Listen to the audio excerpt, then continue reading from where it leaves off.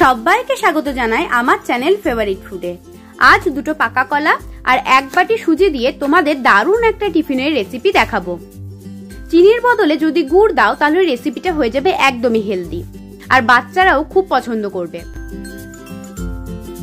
প্রথমে দুটো পাকা কলা টুকরো করে ব্লেন্ডার জারে দিয়ে দিচ্ছি।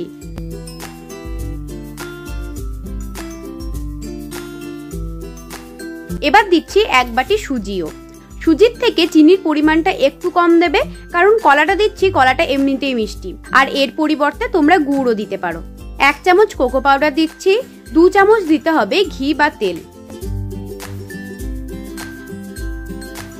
আর দিতে হবে আধ কাপ মতো দুধ। এখন এই সমস্ত উপকরণ একসাথে ভালো করে পেস্ট করে নেব।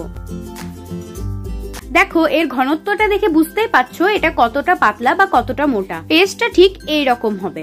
ব্লেন্ডার জারেই এটাকে যথেষ্ট ফেটানো হয়ে গেছে। সময় দিয়ে হাত ব্যথা করে এটাকে আর ফেটাতে হবে না।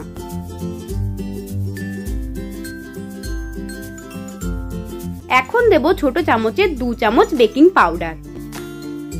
বেকিং পাউডারটাকে কিন্তু ভালো করে মিশিয়ে নিতে হবে।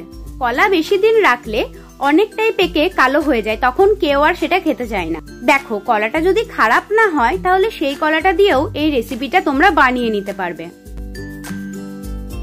স্টিলের বাটির মধ্যে একটু তেল বুলিয়ে নিতে হবে।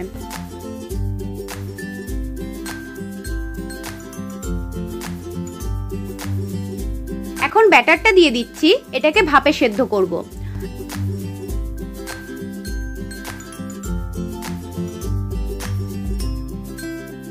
ওপরে কলার টুকরো দিয়ে দিচ্ছি, দেখতে ভালো লাগবে। তোমরা কলার মধ্যে একটু কোকো পাউডারও ছড়িয়ে দিতে পারো। 15 মিনিট পর একটা কাঠি দিয়ে দেখতে হবে ভেতরটা পুরোপুরি সেদ্ধ হয়েছে কিনা।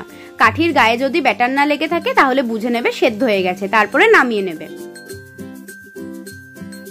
ঠান্ডা হয়ে গেলে চারিদিক চাকুর সাহায্যে একটু ছাড়িয়ে নিতে হবে। এবার এটা প্লেটে উল্টো করে ধরলেই এটা বেরিয়ে আসবে। বাচ্চা থেকে বড় সবারই এটা খুব পছন্দ হবে, আর এটা বানাতে সময়ও বেশি লাগবে না। ব্যাস রেডি আমাদের নরম তুলতুলে টিফিন রেসিপি। আর ভিডিওটা ভালো লাগলে লাইক করে দিও, চ্যানেলটাকে সাবস্ক্রাইব করে দিও, আর শেয়ার করে দিও। টাটা।